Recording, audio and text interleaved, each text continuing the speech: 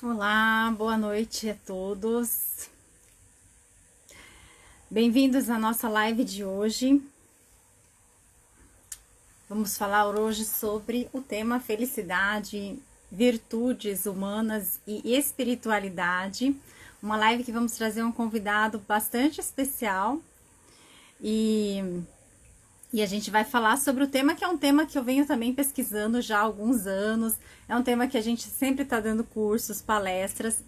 É sempre gostoso a gente trazer essa temática da felicidade. Ali o Gustavo já chegou. E por isso que eu gosto de trazer pessoas que são referências, que têm trabalhado e estudado isso também nos últimos anos e que vem também fazendo um trabalho aí de divulgação, de conhecimento sobre esse conteúdo. Vamos lá, deixa eu só chamar o Gustavo aqui para a gente iniciar.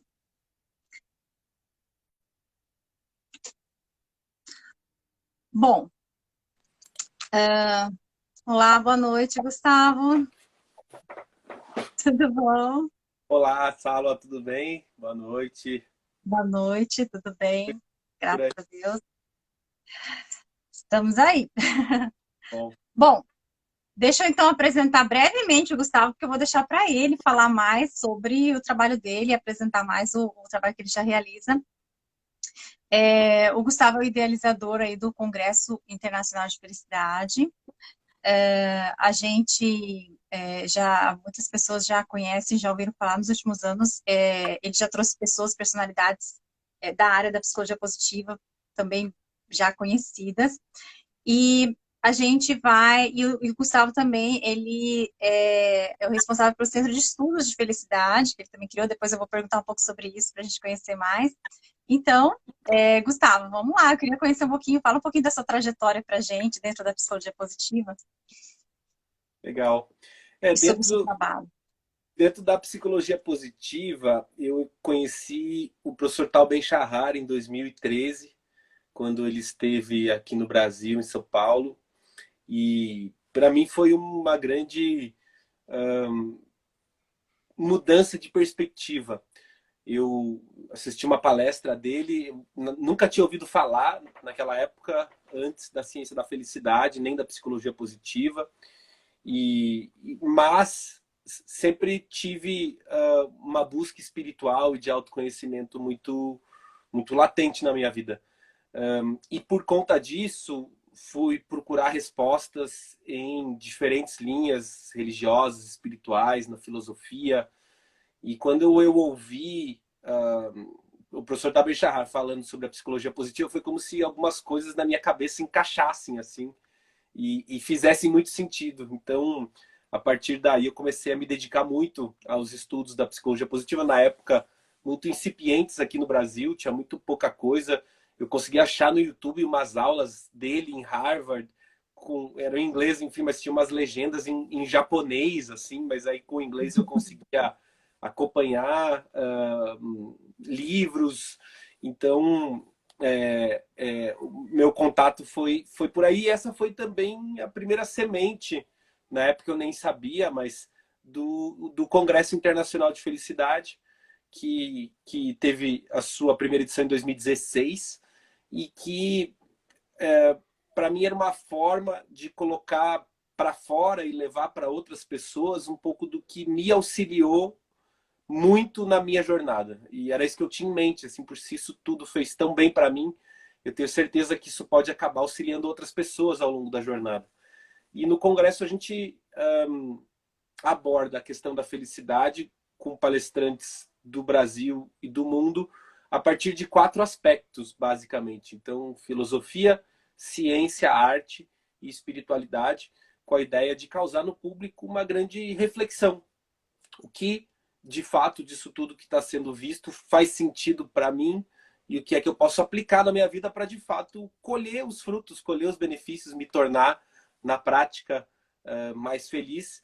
E a partir da organização do congresso, a minha vida profissional foi se encontrando um pouco mais com a minha vida pessoal nessa questão de autoconhecimento e aí a felicidade como uma ferramenta possível para o desenvolvimento pessoal, humano e da própria jornada de autoconhecimento, com esses outros projetos que surgiram depois, né? O Centro de Estudos da Felicidade, como você comentou, eu comecei a dar palestras sobre o tema, levar o tema para dentro das empresas, depois as aulas na pós-graduação, na PUC do Rio Grande do Sul, outros cursos que eu montei aqui em Curitiba e dei aula em outros cursos até de pós-graduação pelo Brasil. Então, a coisa foi se integrando de alguma forma, tanto na minha vida pessoal quanto profissional.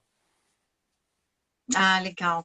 Eu ouço bastante sobre o congresso, né? A gente que está dentro dessa área, a gente sempre está de olho nos eventos, e é um evento bastante eclético, né? Bastante variado, assim, pessoas de diferentes áreas falando sobre o tema, que é um tema universal, a felicidade. Cada um estuda na sua concepção, no seu campo de trabalho, né? No campo filosófico, que você falou, tem várias dimensões que isso é estudado. E como que você... Bom, como a gente sabe que a felicidade é estudada em várias dimensões diferentes, como que você define o termo felicidade? Bacana. Você sabe que eu venho respondendo essa pergunta por conta do Congresso, eu venho respondendo essa pergunta em entrevistas, acho que desde 2016. E eu digo que Mas vai te acompanhar sempre essa pergunta, né? Porque é teu campo de trabalho, não vai ter escapatória. e se a gente pudesse buscar um histórico, essas entrevistas de 2016, 17, 18, 19 e agora, eu digo assim, olha, talvez não desse nem para achar que é a mesma pessoa, de tanto que mudaram as respostas. E eu vejo isso como uma coisa muito positiva, inclusive, né? Somos seres em evolução, então eu particularmente acredito hoje no cultivo da felicidade interna. É algo que nós podemos buscar dentro de nós, na concepção de que nós podemos construir uma vida mais feliz a partir das nossas escolhas, a partir das nossas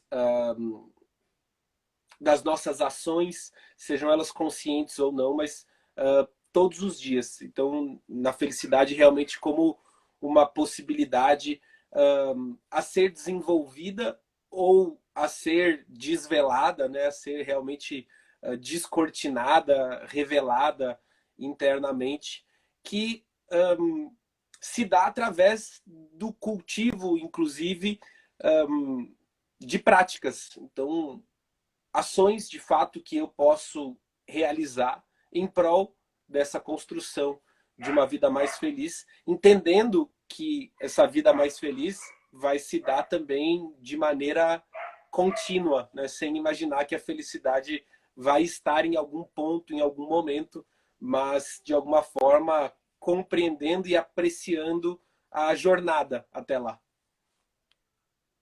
Legal.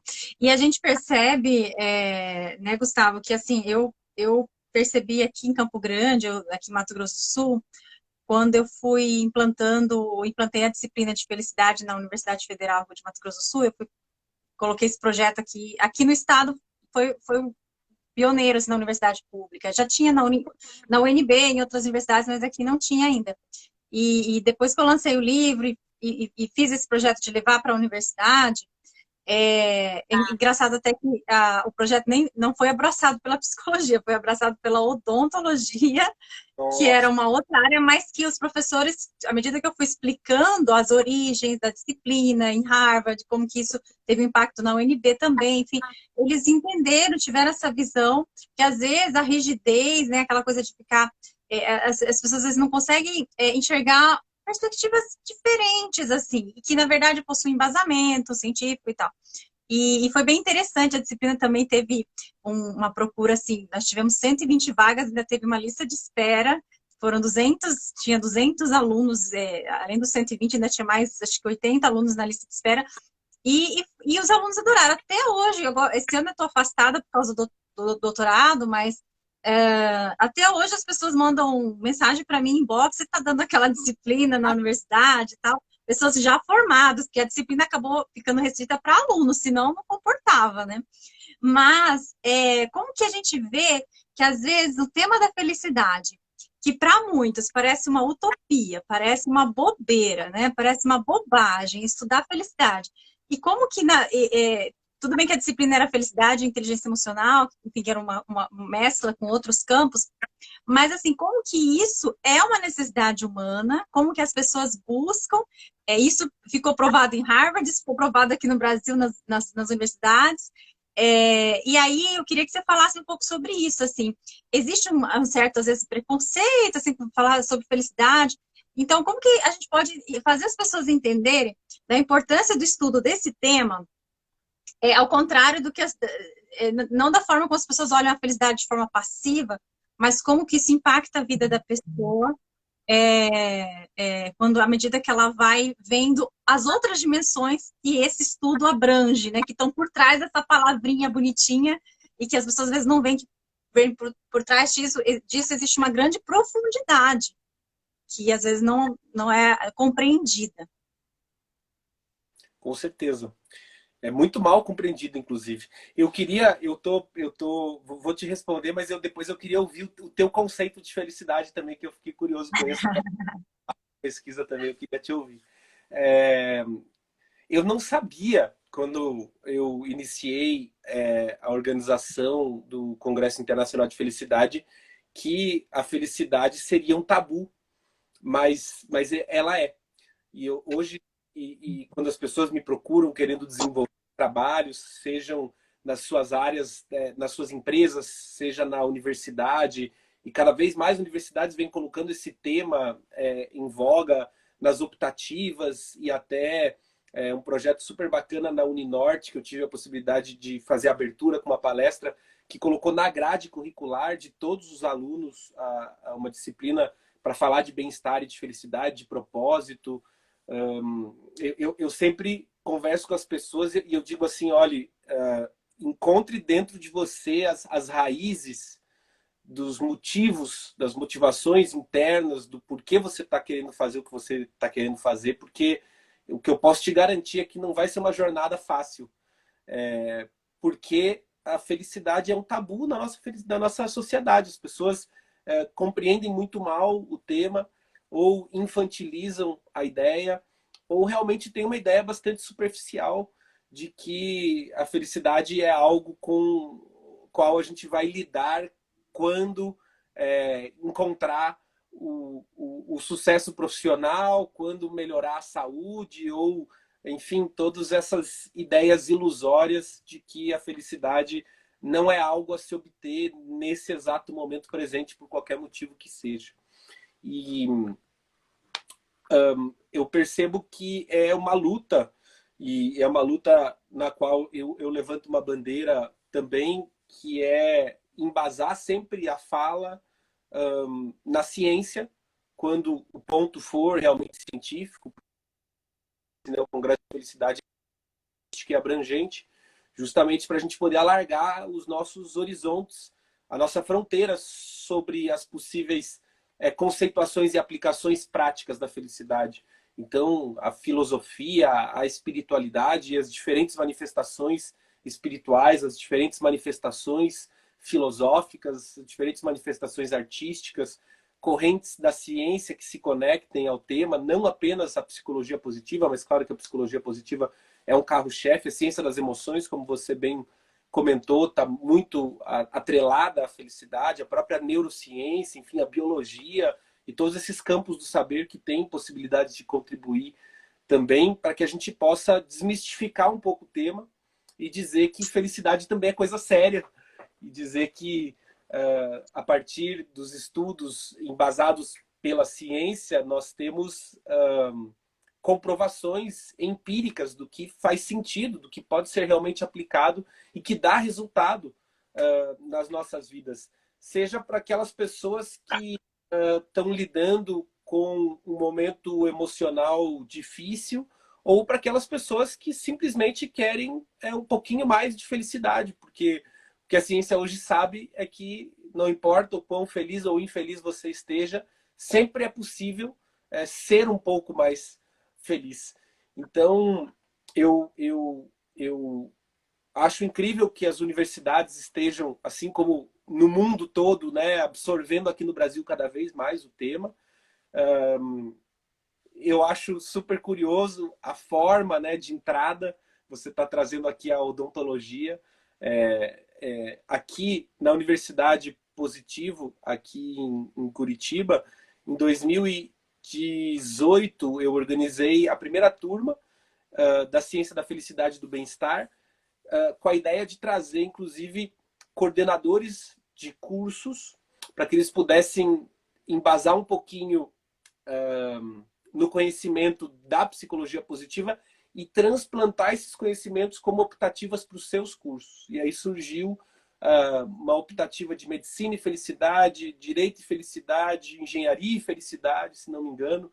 Foi bem interessante o movimento e, de fato, todas essas turmas, como você trouxe, assim, esgotadas, listas de espera, o que deixa muito claro que é um tema que nós, enquanto sociedade, precisamos lidar, de fato. Nós precisamos nos aprofundar nos conhecimentos sobre o que é uma vida mais feliz, o que é a felicidade, o que é uma vida mais significativa, o que faz a vida valer a pena, porque os jovens, em especial, estão sedentos por isso.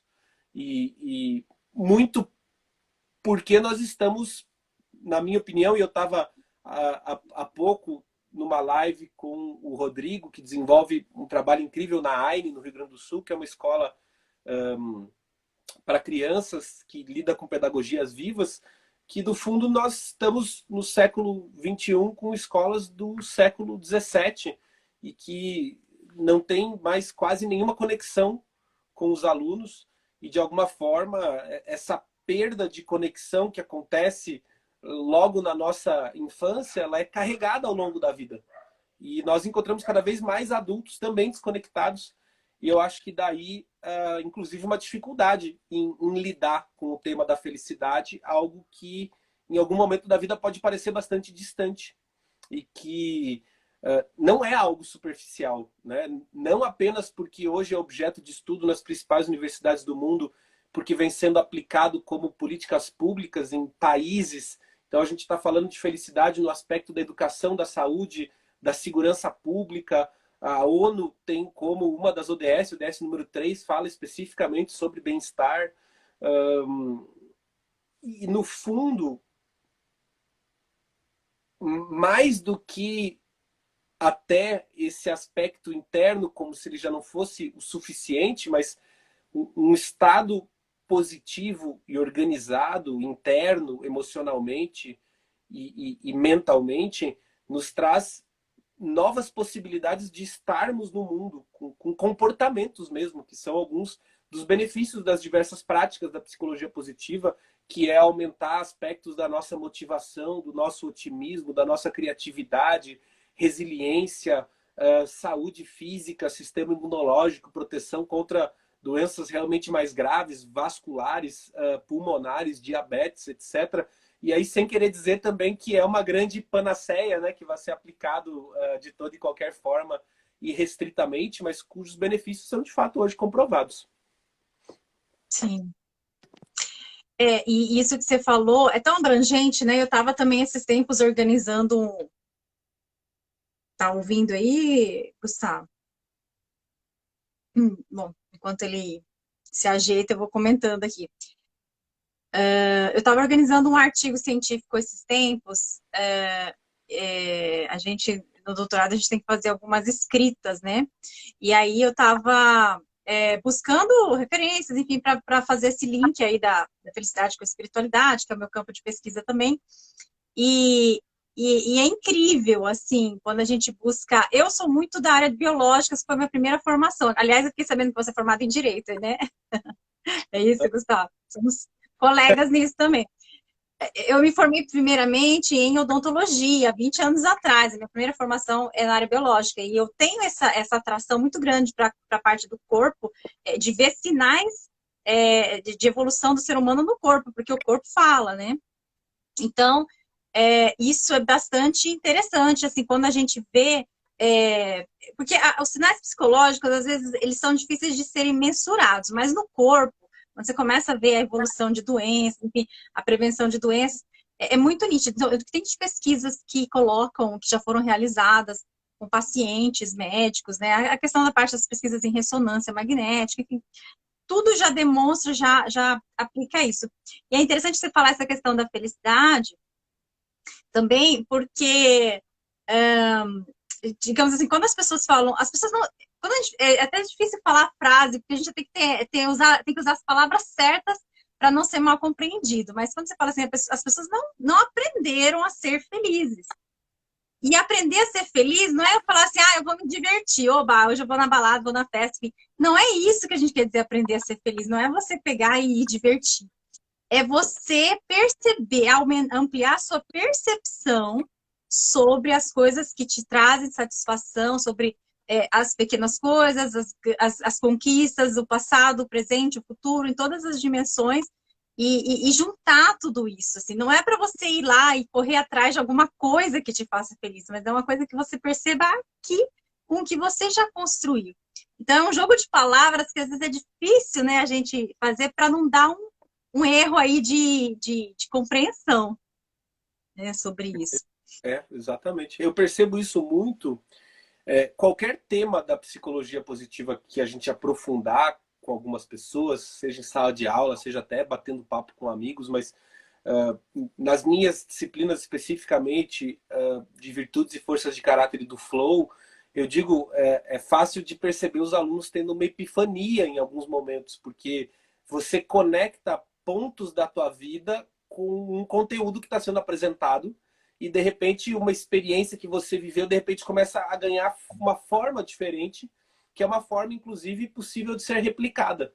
Quando eu entendo melhor o que é o flow e percebo que eu já vivi muitos momentos de flow na minha vida, eu passo a ter a possibilidade de não mais de forma passiva simplesmente esperar que isso aconteça, e às vezes acontece, às vezes não, mas de forma ativa buscar e encontrar mais desses momentos de flow.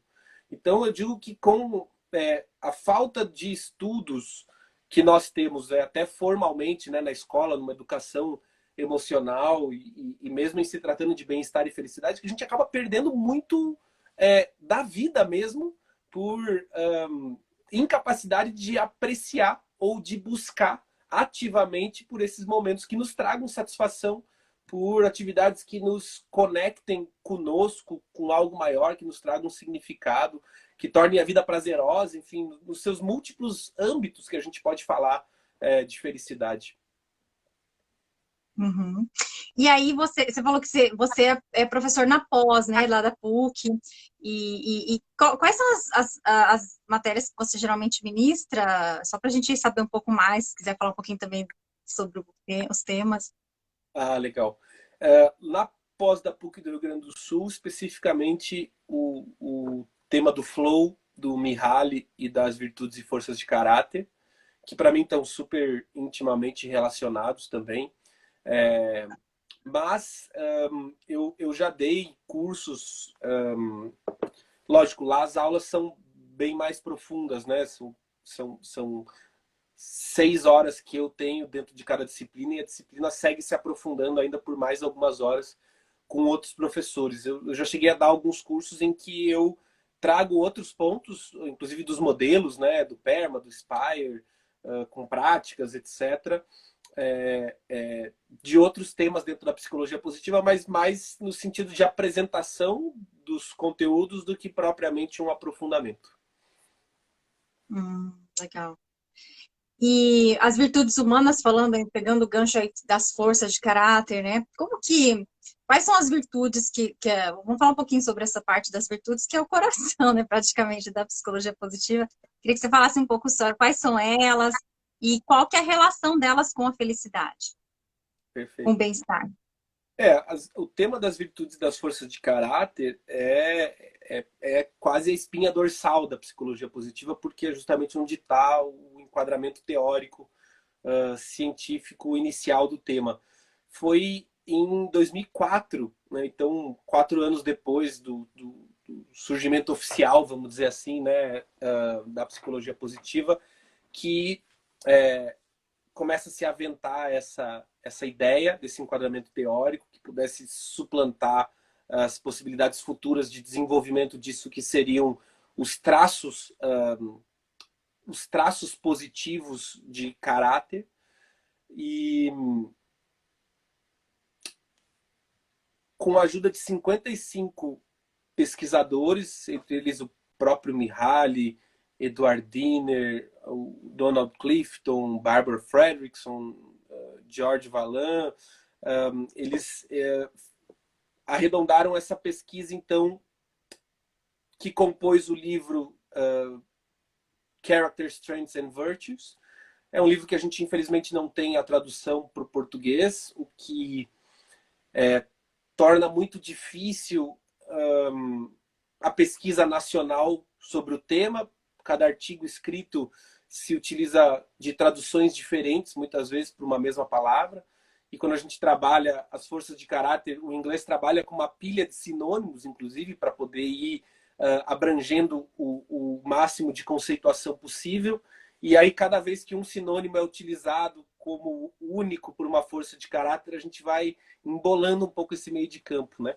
Mas também não é um livro simples, são 815 páginas que fazem essa classificação, esse enquadramento teórico. É um livro bastante denso, mas que é muito importante, não só na história da psicologia positiva ou da psicologia. Eu digo que é um livro muito importante na história da humanidade em si, porque começa a, de alguma forma, catalogar isso que nós estamos chamando de positivo na vida humana.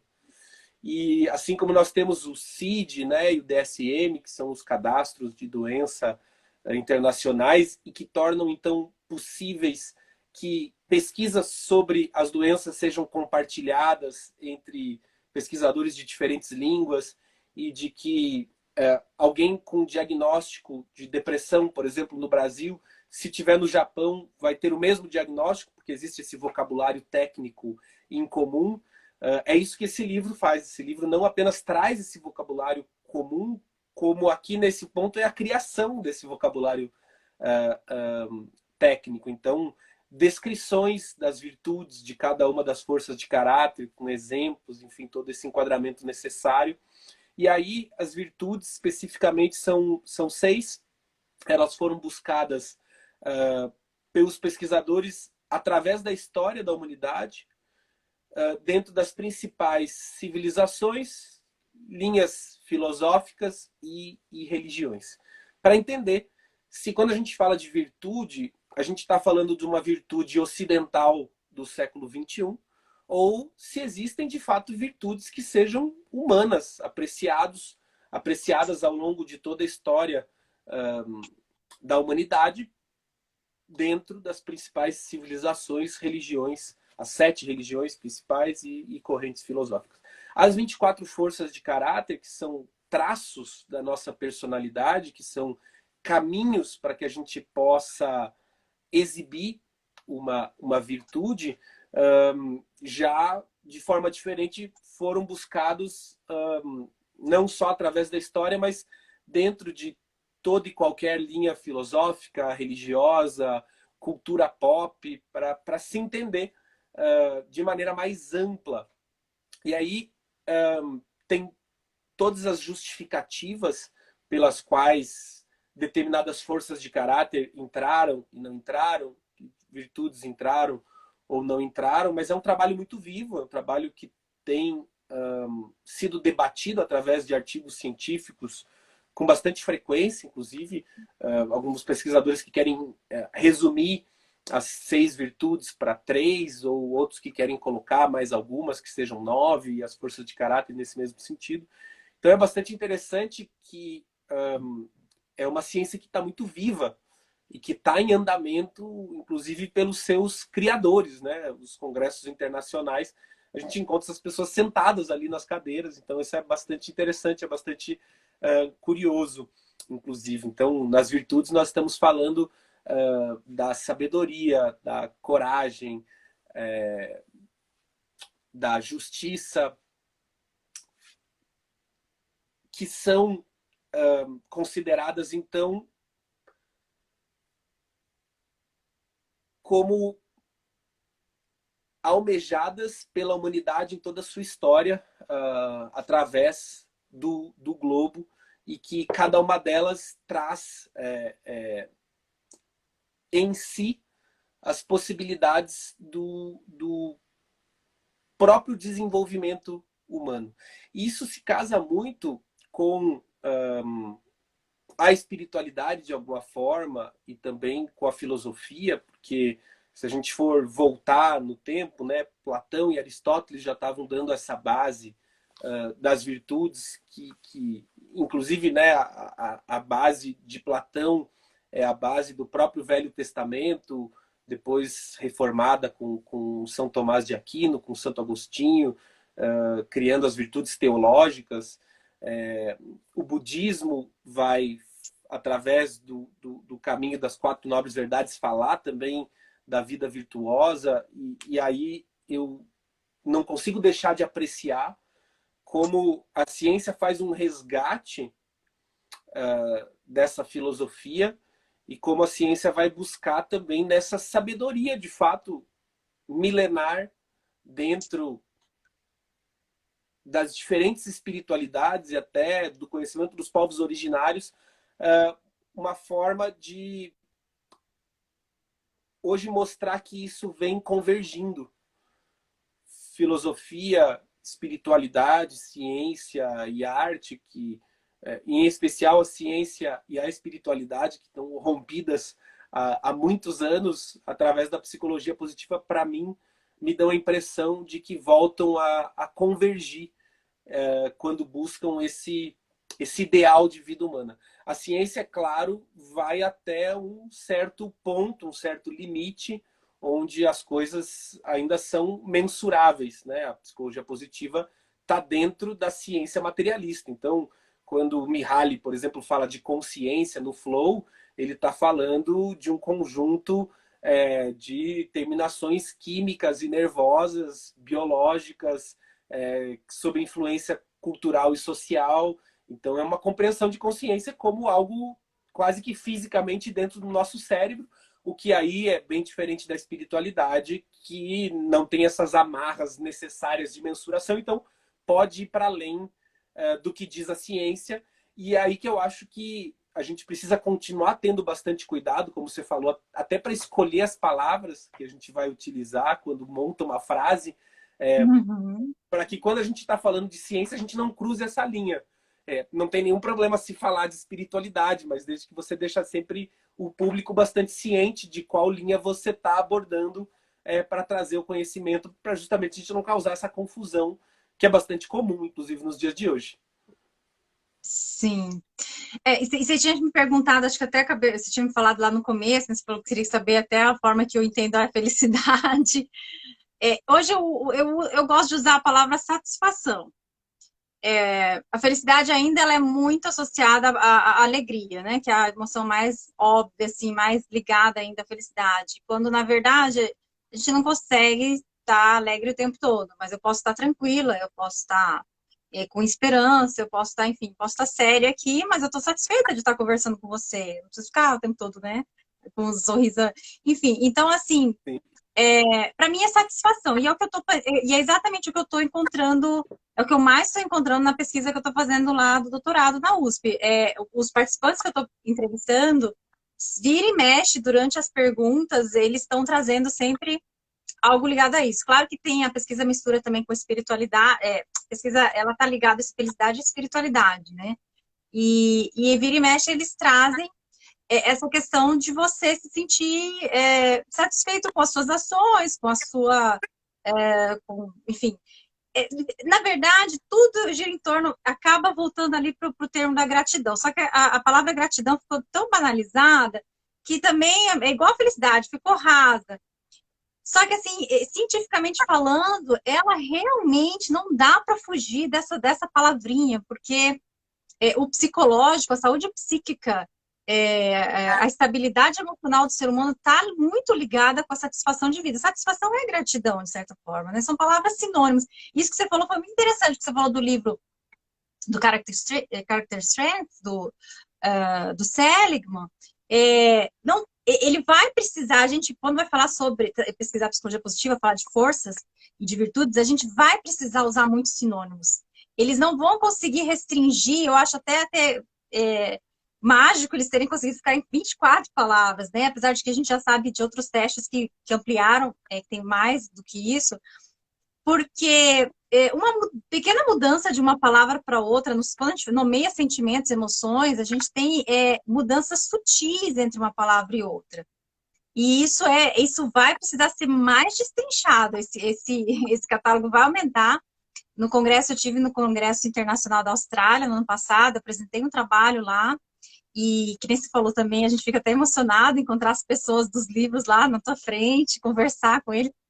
E aí eu fiquei sabendo que o VIA já estava sendo ampliado, o Ruth, né, ele já tinha falado, eu cheguei a conversar um pouco com ele, e também com o Niemek, o Ryan Niemek, e ele comentou, já está tendo uma alteração, enfim. Isso vai aumentar, assim como qualquer ciência, a coisa só aumenta, aumenta, aumenta.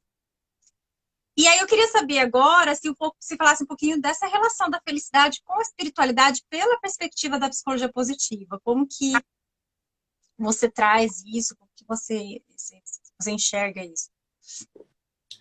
Para mim a conexão é muito grande, porque a minha busca pessoal de autoconhecimento sempre teve muito ligada à espiritualidade. Eu venho de uma família muito católica, o catolicismo foi o meu berço de fé, mas em algum momento eu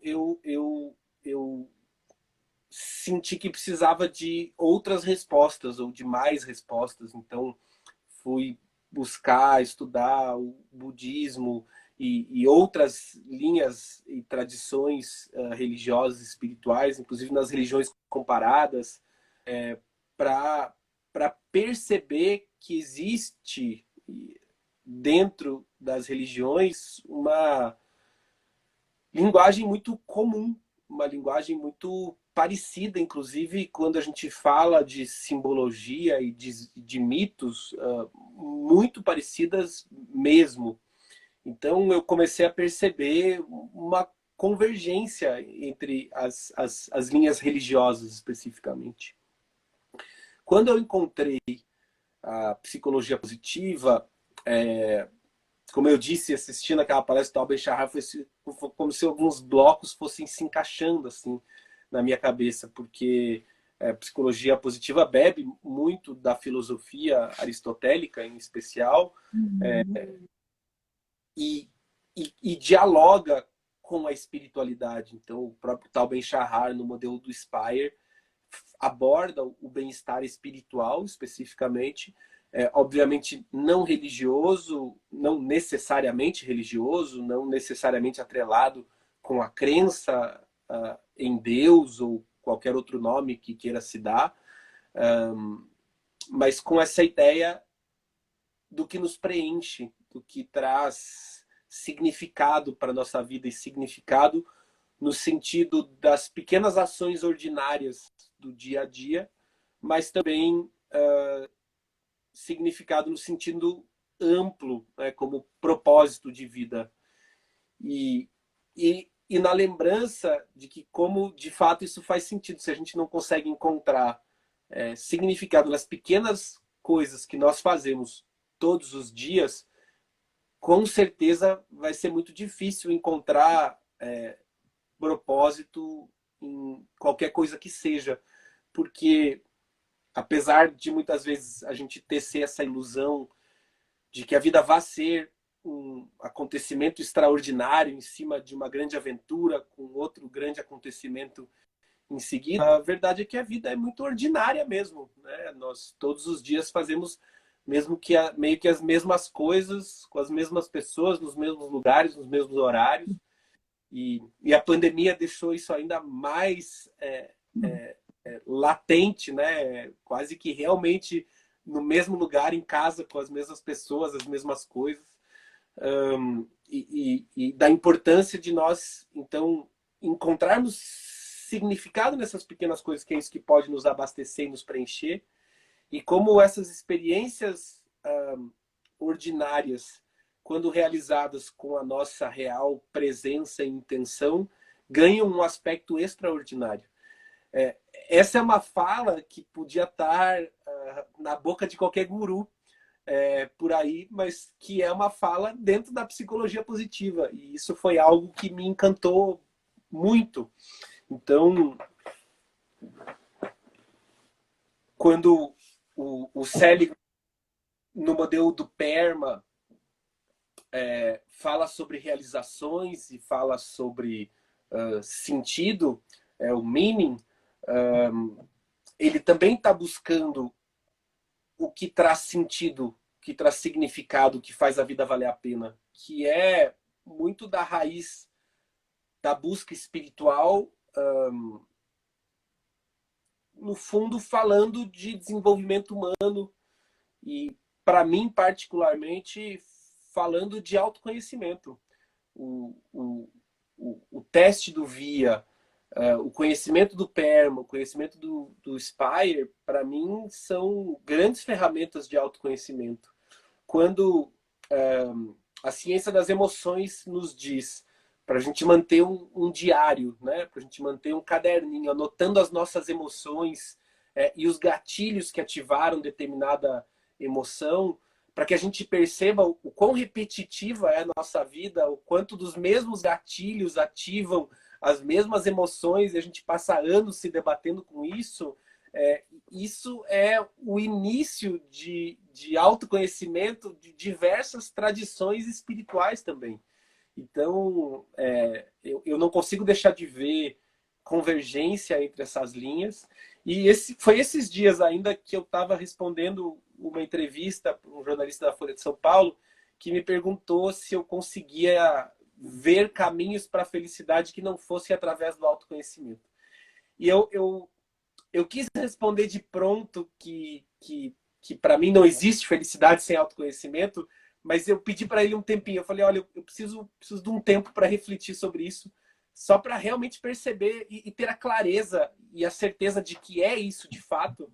E depois de uma reflexão, eu pude afirmar um pouco mais de certeza interna de que sim, de que mesmo que a gente siga por uma linha científica de conhecimento de felicidade, a gente não consegue alcançar a felicidade ou reconhecê-la, percebê-la em nossa vida sem um trabalho de autoconhecimento. Para mim isso ficou muito, muito latente e eu queria muito te ouvir, Saulo, sobre esse ponto também, né? Você que tem essa pesquisa, né, logicamente, muito mais aprofundada do que até o meu conhecimento, conectando felicidade com espiritualidade. Como é que você vê esse ponto do autoconhecimento e se é realmente a convergência entre as duas linhas?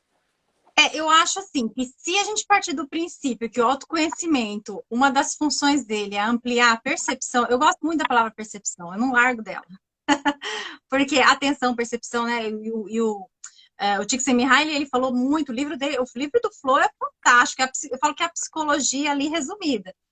Porque ele abordou a psicologia de um jeito tão redondo, ele captou ali todas as dimensões cognitivas, enfim. Então, se a gente for ver atenção, percepção, é isso, o mindfulness, ele busca aprimorar essa questão da atenção.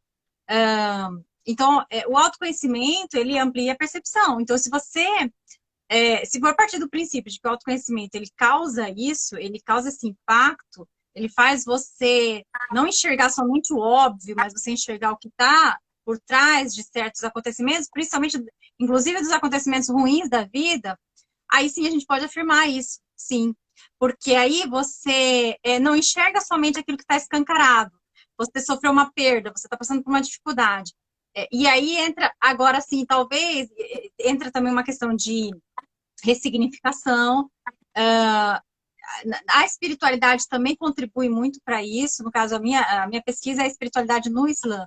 E a gente tem no Islã também esse olhar sobre as adversidades de uma forma mais positiva.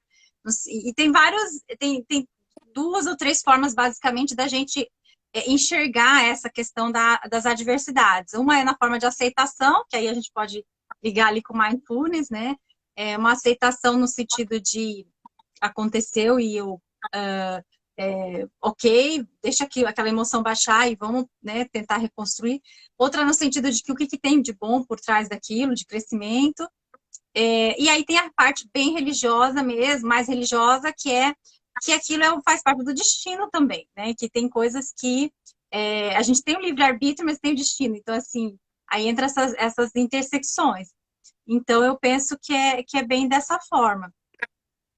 Agora, eu fiquei algumas curiosidades com algumas coisas do seu trabalho. Então, eu queria saber um pouco sobre o Centro de Estudo de Felicidade, que me interessa bastante. E, de repente, a gente pode até conversar mais depois sobre isso, porque já que eu estou pesquisando isso e eu estou indo para vários lugares, né, buscando em várias fontes. E também quero saber depois um pouco sobre a Escola Brasileira de Ciências Holísticas, o que ela abrange, né? E qual a relação dela com os estudos de felicidade. Então, são essas duas perguntas, já faço junto, que aí você já emenda uma na outra. Perfeito. Legal, muito bom. Super top a gente seguir essa conversa para falar sobre expandir a ideia do centro de estudo. Em 2018, por conta de uma situação que ocorreu em setembro, a gente acabou. O congresso era em novembro, a gente acabou palestrante muito chave para a gente por conta de problemas pessoais e isso fez com que eu tivesse que reorganizar até boa parte da programação que já estava pronta, além de, claro, convidar outras pessoas para participarem como palestrantes. E foi o Nicolai Cursino, que atua muito fortemente com o Enneagrama, que me fez essa provocação. Ele não conhecia o congresso quando eu fiz o convite para ele dar uma palestra. E ele falou, né, quando eu fiz o convite, ele me pediu uns dias, falou, Gustavo, eu quero pesquisar um pouco sobre o congresso, entender o que é, se faz sentido eu estar presente. E a gente falou 3 ou 4 dias depois, e ele, olha, Gustavo, pesquisei, vi os vídeos, conversei com pessoas que foram no congresso, vi os depoimentos e realmente um evento incrível, eu quero estar junto, quero fazer parte. E aí ele disse assim, né, a gente se descrevia como um momento de transformação no site. O Congresso promovia um momento de transformação.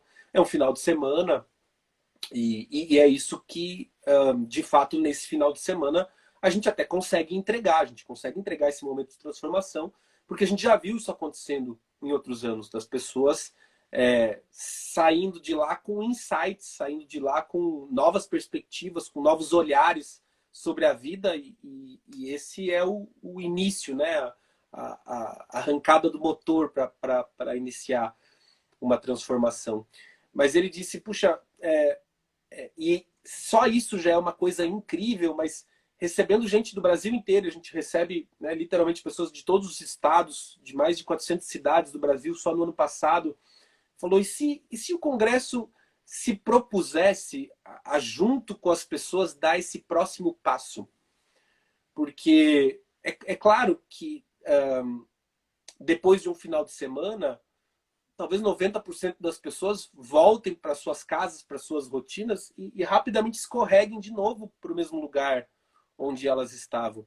É preciso de um tempo, muitas vezes, é preciso de um pouco de força, é preciso de mais um empurrãozinho, é preciso de mais contato com o tema para que essa possibilidade de transformação crie musculatura o suficiente para se transformar, para ser transformação de verdade, realmente, para que a pessoa consiga implementar, que seja um novo hábito na sua vida, buscando mais qualidade e bem-estar.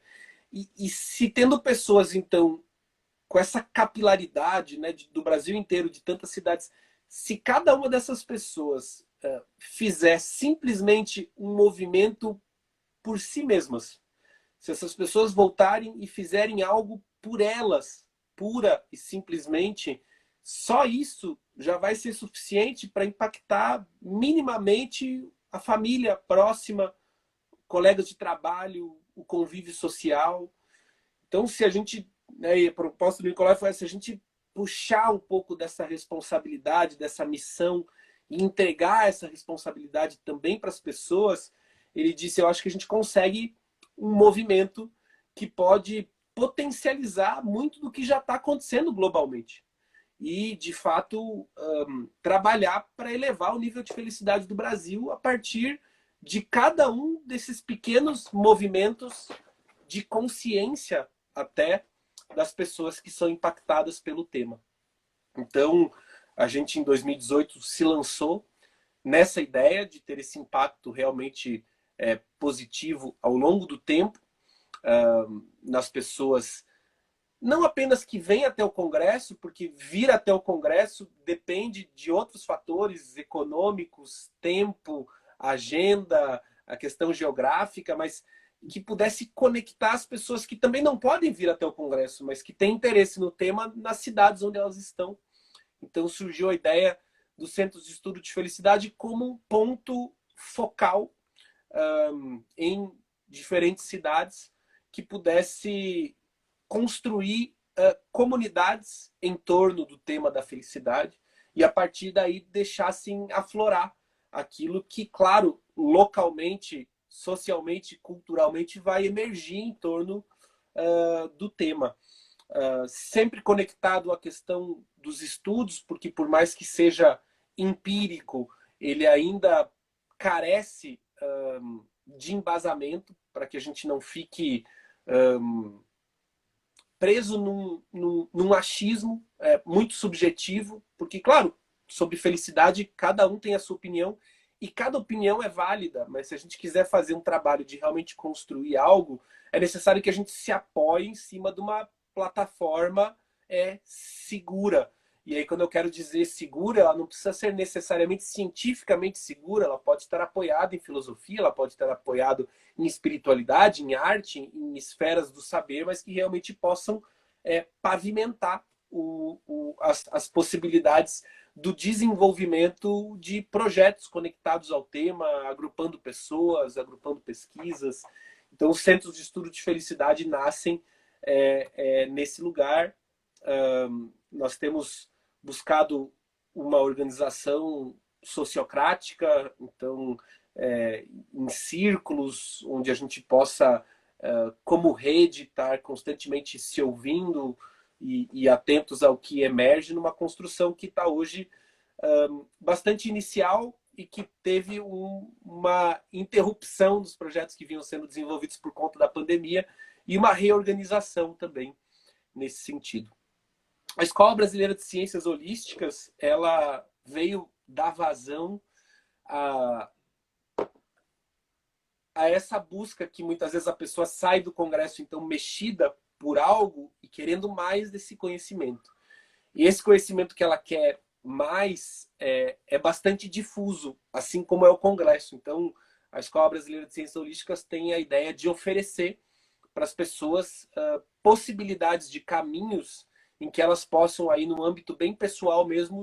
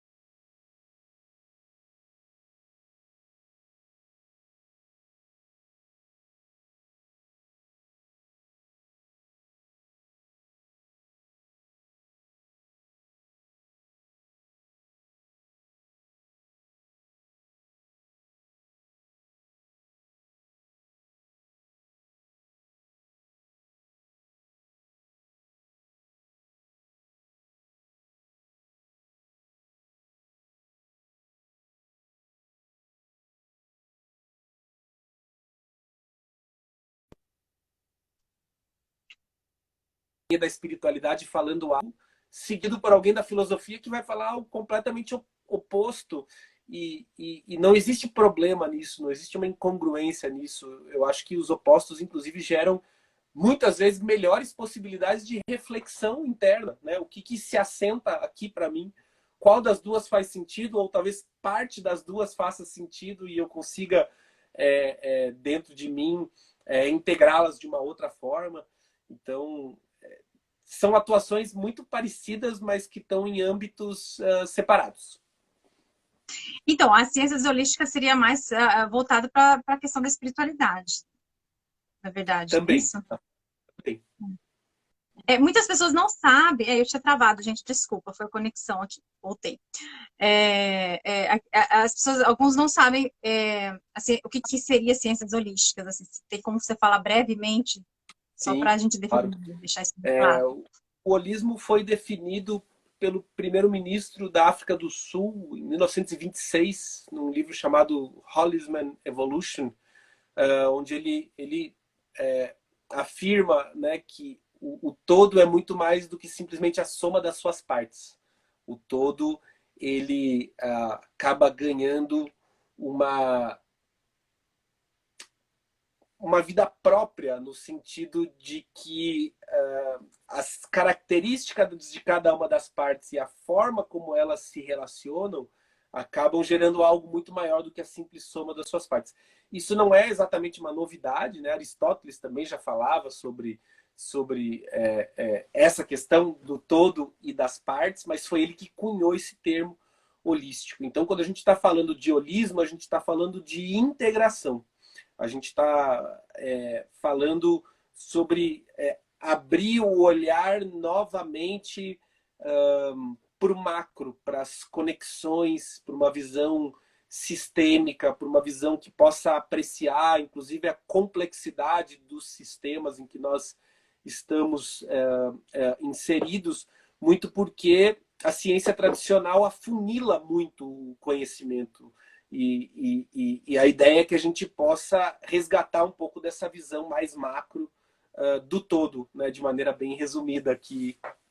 Isso foi um pouco consequência das especializações também, né? Para se aprofundar, a tendência foi indo para as especializações e agora está se retomando as linhas integrativas em todas as áreas profissionais. Medicina integrativa, odontologia integrativa, enfim, o direito sistêmico. Então, essa coisa do sistêmico, do integrativo, está sendo uma tendência muito forte. Né? Acho que Exato. todas essas São áreas. complementares, né? Não é uma crítica à especialidade. A especialidade é muito importante. A gente, né, no campo médico, a gente sabe muito sobre cada aspecto de cada órgão, por exemplo, por conta da especialidade, mas é importante que a gente tenha as duas em conjunto, que a gente possa se especializar, mas sem perder a visão do todo. E é claro que as pessoas têm talentos para cada uma das duas coisas, e é importante que a gente também promova, né, essas duas áreas. Daí a importância das equipes multidisciplinares, né? Você junta especialistas, junta generalistas. Essa é uma briga até que quando eu entrei no doutorado, eu e a minha orientadora, ela é mais, a gente conversava sobre isso, né? E ela falava sobre essa questão da especialidade, que você tem que. Mas assim, eu tenho um olhar mais generalista, não no sentido de ser superficial, mas no sentido de ir e voltar. Aquela coisa de você tem que entrar e sair. Para você, o zoom, né? Fazer o zoom e sair do zoom para ver toda a figura. E lembrar um pouco da Gestalt, também na psicologia, enfim. E eu acho Perfeito. que isso é interessante, né? Eu gosto Senão de a gente não compor. conecta. Exato. Exatamente. Bom, eu estou vendo aqui que não tem perguntas, aparentemente, né? E como eu não quero que o Instagram faça daquela forma delicada que ele tem de fazer aquele corte nos vídeos quando a gente está falando, queria perguntar mais algumas coisas, mas acho que fica, enfim, não quero fazer aquela coisa horrorosa que fica. Eu queria encerrar, então, por enquanto, aqui a nossa live, que foi uma conversa muito bacana. Vou te dar aí um minutinho, Gustavo, para você não ser cortado. Se você quiser deixar uma mensagem final, para a gente poder encerrar. Te agradecer pelo convite. Feliz em conhecer um pouco mais do teu trabalho também. E agradecer o pessoal que nos acompanhou aqui. Para mim é sempre um privilégio poder compartilhar um pouco do que me auxiliou tanto na jornada, porque deixa muito vivo dentro de mim. E aqui na nossa troca eu saio muito maior do que entrei. Então te agradeço bastante por isso. Obrigada, eu que agradeço também. Para mim foi muito interessante fazer essa conversa. Depois a gente, nos bastidores, a gente conversa mais. Obrigada, pessoal, todo mundo que esteve presente na live. E amanhã tem outra live. Quem quiser assistir, amanhã a gente vai falar sobre psicologia positiva e a psicologia transpessoal também, para quem quiser conhecer um pouco. Também falando sobre espiritualidade e esse tema, mais uma outra perspectiva. Cada perspectiva vai acrescentando mais coisas e a gente sempre aprende um pouquinho mais aí. Obrigada. Incrível. Adoro o pessoal também. É bacana. Até mais, Obrigado, gente. pessoal. Boa noite. Um abraço. Tchau, boa noite.